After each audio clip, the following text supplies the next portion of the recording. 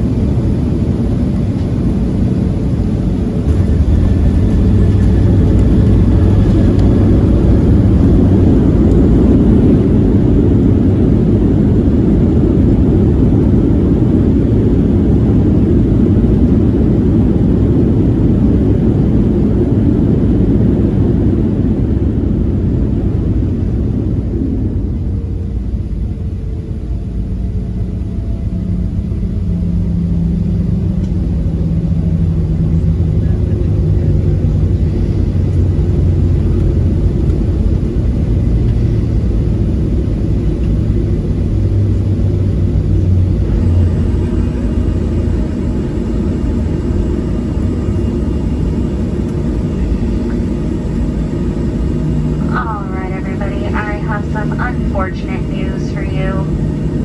Your time with us has come to an end. So on behalf of Southwest Airlines and this flight crew, I'd like to be the first to welcome you to Las Vegas.